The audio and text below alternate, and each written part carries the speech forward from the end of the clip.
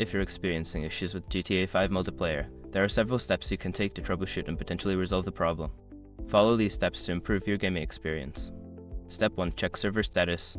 Visit the official Rockstar Games website or social media channels to check if there are any ongoing server issues or maintenance. If the servers are down, you may need to wait until they are back online. Step 2. Update the game. Ensure that your GTA 5 is updated to the latest version.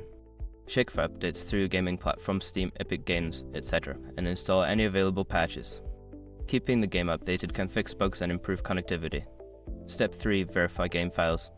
If you're playing on PC, use the game launcher to verify the integrity of the game files.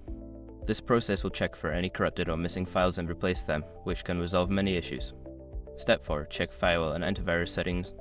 Sometimes your firewall or antivirus software may block the game from connecting to the internet. Make sure to add GTA 5 to the exceptions list in your firewall and antivirus settings to allow it to run without restrictions. Step 5. Restart your network.